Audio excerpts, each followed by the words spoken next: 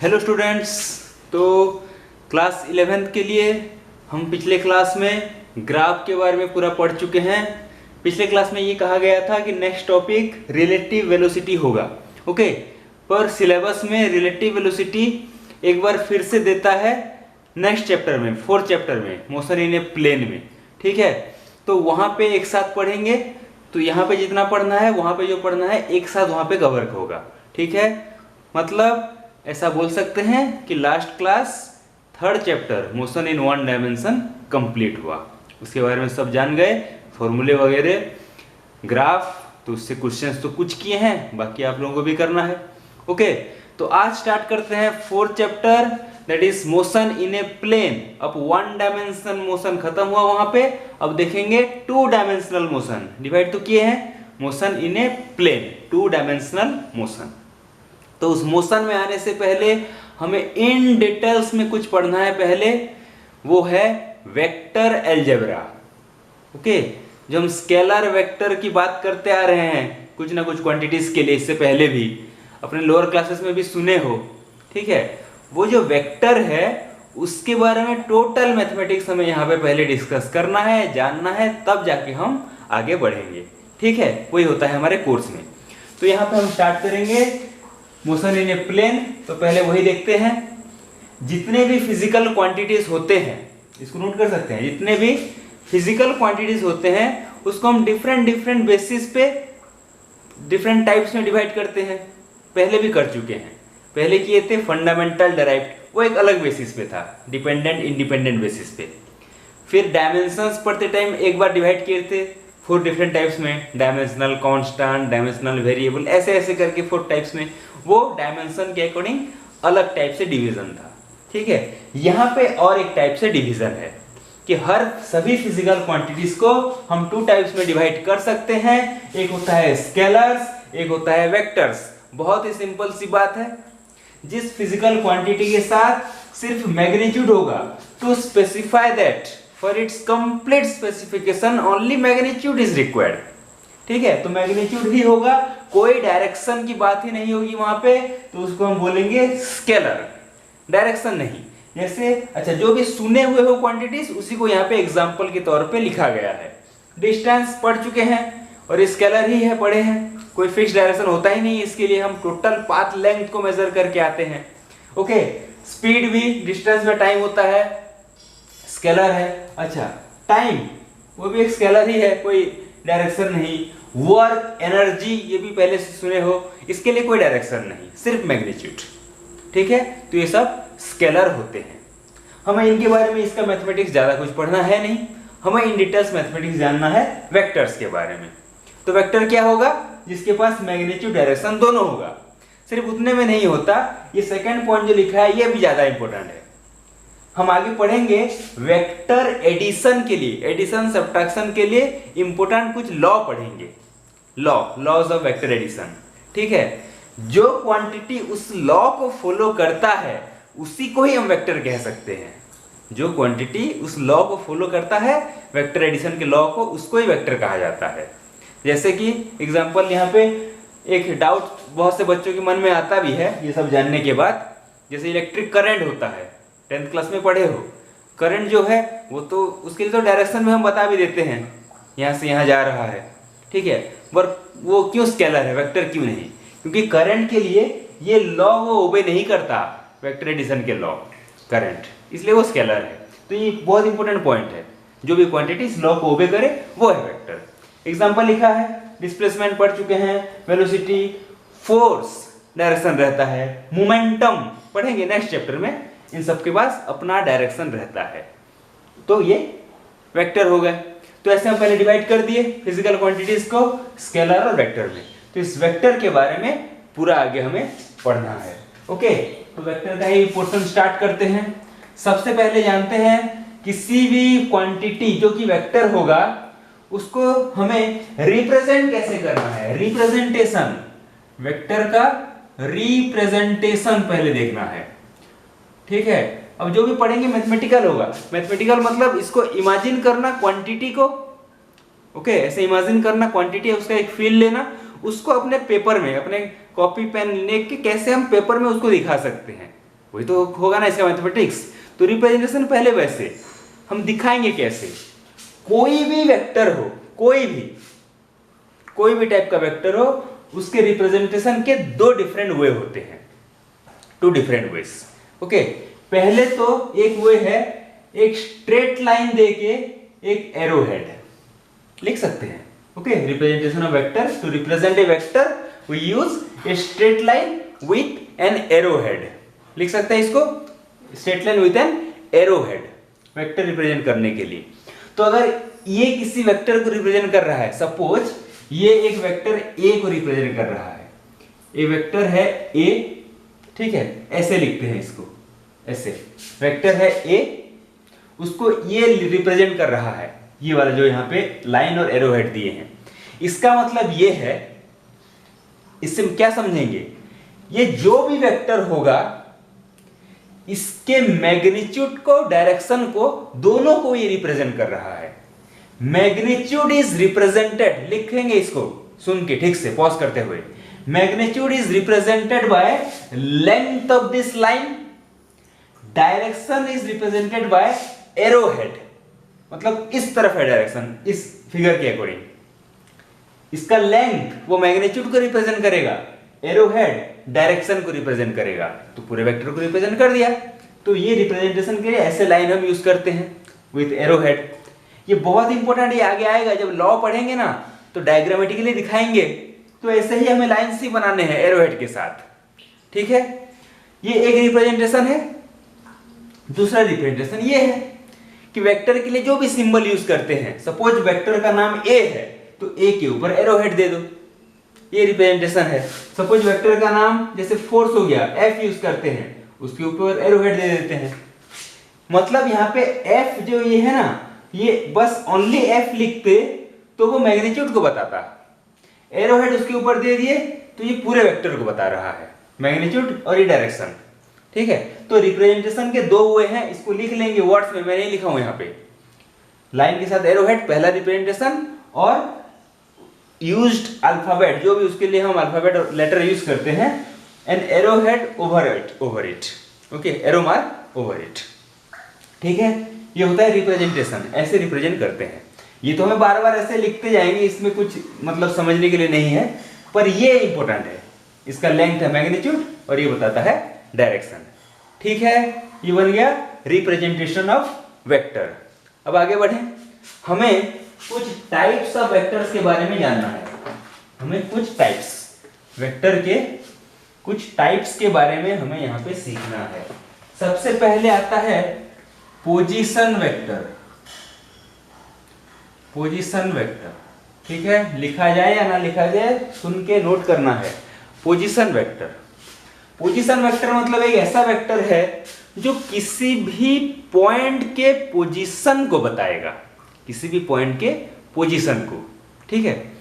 किसी भी पॉइंट के पोजीशन को जानने के लिए हमें एक रेफरेंस पॉइंट चाहिए कि यहां से वो पोजीशन कितना, हमें एक ओरिजिन चाहिए, यहां से उस पॉइंट का पोजीशन कितना। तो इसलिए हम यहाँ पे एक एक्सिस सिस्टम लेते हैं, सपोज 2 डायमेंशनल लो, कोई बात नहीं, एक्स एक्सिस हो गया, वाई एक्सिस हो गया, ये ओरिजिन हो गया। तो यहां से पोजीशन को देखेंगे। सपोज एक पॉइंट है यहाँ पे P, ठीक है, एक पॉइंट है यहाँ पे Q, समझ में आ रहा है।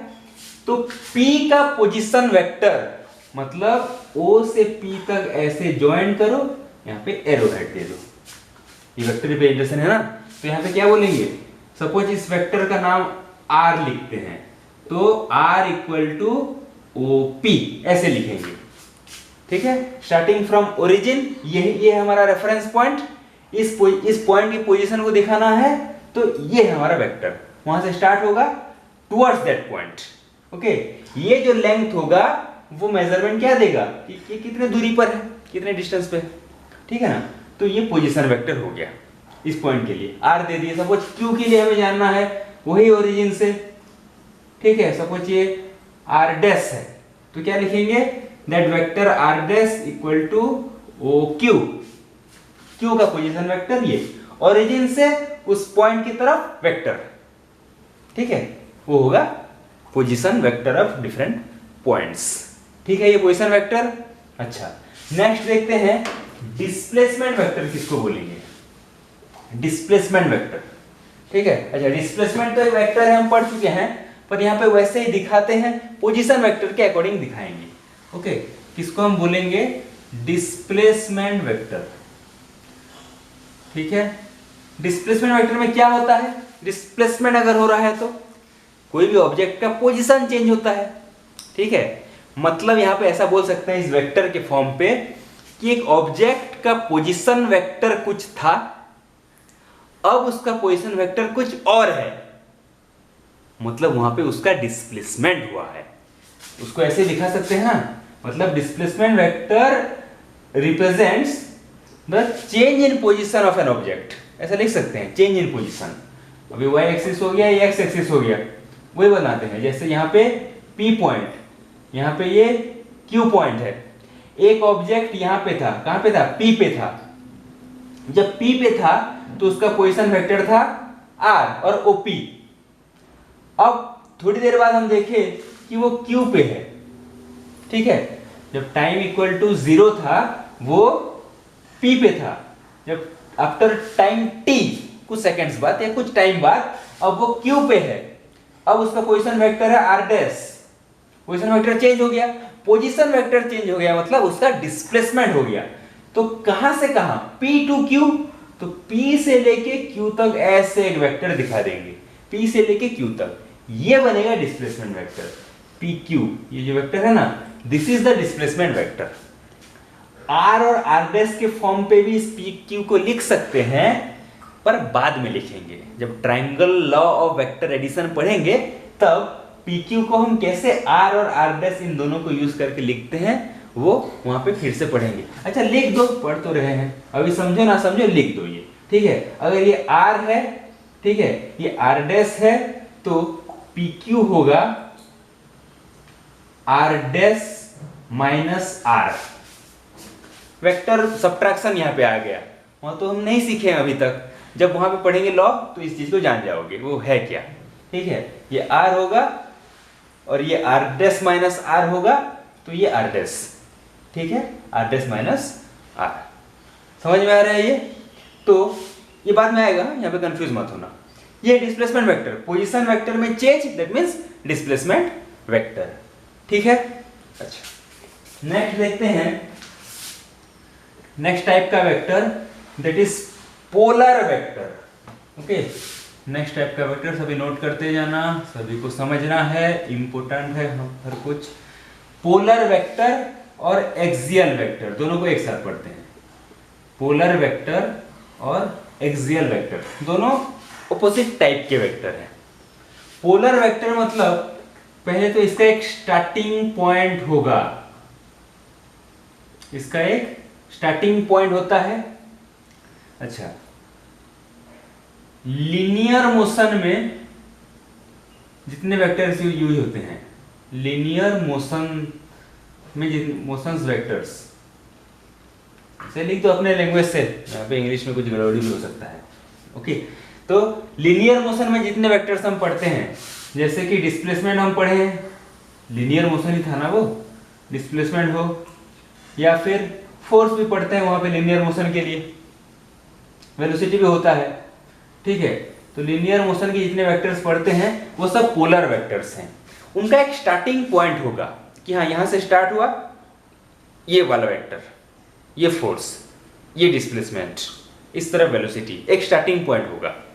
ठीक है, पर यहां पे स्टार्टिंग पॉइंट नहीं होता, ये होता है along axis of rotation. Actually में एक्सियल वेक्टर्स जो है वो जब हम सर्कुलर मोशन और जब हम रोटेशनल मोशन पढ़ेंगे, 11th का ही चैप्टर है रोटेशनल मोशन, वहां पे जितने भी वेक्टर्स आएंगे, लीनियर मोशन के लिए पोलर वेक्टर्स ज्यादातर आते हैं, एक्सियल वेक्टर्स रोटेशनल मोशन में आते हैं। फॉर एग्जांपल एक क्वांटिटी पढ़ेंगे टॉर्क। ओके, नया नया लगेगा अभी, torque. Okay, angular momentum, torque, angular momentum, okay, angular velocity, angular displacement, ऐसे ऐसे क्वांटिटीज होते हैं। तो मतलब देखो यहाँ पे समझो ठीक से, ये बॉडी जैसे ऐसे मूव किया लिनियर मोशन तो फोर्स उस तरफ, वेलोसिटी उस तरफ, ठीक है ना, और डिस्प्लेसमेंट उस तरफ, ऐसे दिखाएंगे। जब रोटेशन होता है तो ये सब क्वांटिटी का जो डायरेक्शन होगा ना वो रोटेशन के अकॉर्डिंग नहीं होता। रोटेशन मतलब ये से बॉडी है, ये रोटेट कर रहा है, तो रोटेशन का ये जो डायरेक्शन है ये सब क्वांटिटी का डायरेक्शन ये नहीं होता। ये एक्सिस है ना, एक्सिस समझ रहे हो ना, ये एक्सिस के अबाउट रोटेट कर रहा है, तो इसके बीच में जो एक्सिस होगा अलोंग दैट एक्सिस होता है इसका डायरेक्शन, इनका डायरेक्शन रोटेशन के डायरेक्शन के साथ नहीं होता उनका डायरेक्शन। ओके, इसलिए axial vector along that axis, along axis of rotation. Okay, तो एक्सियल वेक्टर जितने हैं वो रोटेशनल मोशन में हम पढ़ते हैं। लिनियर मोशन के जितने भी क्वांटिटीज पढ़े हैं या पढ़ेंगे वो सब पोलर वेक्टर्स होगा, ठीक है। तो यहाँ पे और एक चीज, इनका जो डायरेक्शन है वो फिक्स्ड रहता है, मोशन इस तरफ हो रहा है, ठीक है, तो डायरेक्शन उनका फिक्स्ड रहेगा, पर इनका डायरेक्शन रिवर्स भी हो जाता है, ठीक है। अब देखो ऐसे है, ऐसे रोटेट कर रहा है, अभी नहीं समझोगे ठीक से। तो टर्क का डायरेक्शन या इन सभी वेक्टर्स का डायरेक्शन अगर इस तरफ है, अगर दूसरे ओरिएंटेशन से देखें, कोई दूसरे डायरेक्शन से देखे तो वो इस तरफ भी बताएगा, कोई प्रॉब्लम नहीं क्लियर हो रहा है, छोड़ो अभी। रोटेशनल मोशन में ये एक्सिस वाला कंसेप्ट क्लियर हो जाओगे। अभी बस इतना जान लो, स्टार्टिंग पॉइंट होता है, ठीक है। लिनियर मोशंस के ये सब वेक्टर्स वो सब पोलर वेक्टर है, यहाँ पे कोई स्टार्टिंग पॉइंट नहीं होता, और रोटेशन में जो एक्सिस होता है उसके अलोंग जो वेक्टर्स वो होता है एक्सियल वेक्टर्स, ठीक है। अच्छा, नेक्स्ट वेक्टर्स में जाते हैं। अब जानते हैं इक्वल वेक्टर्स किसको बोलेंगे, क्या इक्वल वेक्टर्स। इस नेम से ही हमें पता चल जाना चाहिए क्या हो सकता है इक्वल वेक्टर्स। दो वेक्टर दोनों इक्वल होंगे। दो वेक्टर इक्वल मतलब क्या, इक्वल इन मैग्नीट्यूड। अब मैग्नीट्यूड डायरेक्शन दोनों ही तो रिप्रेजेंट करता है ना, दोनों मैग्नीट्यूड्स में equal, equal in direction, directions भी इक्वल होगा, दोनों का मैग्नीट्यूड भी इक्वल होगा, तो दोनों होंगे इक्वल वेक्टर्स, ठीक है। मतलब ये तो फिक्स्ड है यहाँ पे कि दो अलग अलग वेक्टर्स कभी इक्वल नहीं हो सकते।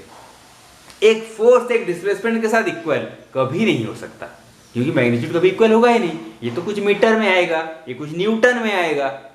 ये बात क्लियर हो रहा है ना। सेम टाइप के वेक्टर, दो डिस्प्लेसमेंट, दो फोर्स, दो वेलोसिटीज, ऐसे बनते हैं इक्वल वेक्टर्स, ठीक है ना। तो यहाँ पे मैग्नीट्यूड्स भी इक्वल और डायरेक्शन भी इक्वल, तो दोनों को हम इक्वल वेक्टर्स बोलेंगे। अच्छा, रिप्रेजेंट कैसे करेंगे। सपोज ये है वेक्टर ए, कोई वेक्टर है वेक्टर ए, तो अगर ये एक वेक्टर होगा वेक्टर बी, और ए इक्वल टू बी अगर होगा, ए इक्वल टू बी मतलब दोनों इक्वल वेक्टर्स होंगे, दैट मीन्स बी वेक्टर के लिए भी हम उतने ही लेंथ का लाइन खींचेंगे और उसी तरफ डायरेक्शन होगा। ये लाइन छोटा या बड़ा नहीं होगा, या डायरेक्शन इस तरफ भी नहीं होगा, ए के साथ उसी तरफ डायरेक्शन, और ए वेक्टर को रिप्रेजेंट करने के लिए जो लाइन है उसका जितना लेंथ है इस लाइन का भी उतना ही लेंथ होना चाहिए, तब जाके ये दोनों इक्वल वेक्टर्स हम बोलेंगे। रिप्रेजेंटेशन ऐसे ही होगा इक्वल वेक्टर्स का, समझ में आ रहा है। Equal in magnitude and direction, तो इक्वल वेक्टर्स।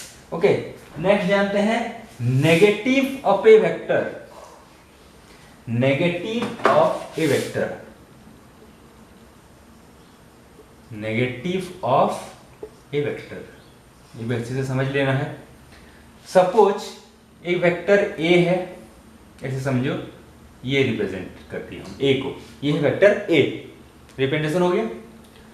सपोज एक वेक्टर बी है, ओके, इतने ही लेंथ का लाइन रिप्रेजेंट करने के लिए, पर डायरेक्शन इस तरफ। इसका लेंथ जितना है इसका लेंथ भी उतना ही है, पर डायरेक्शन इस तरफ है। ये दोनों होंगे नेगेटिव वेक्टर्स। मतलब यहां पे लिख सकते हैं vector a equal to minus vector b लिखते हैं।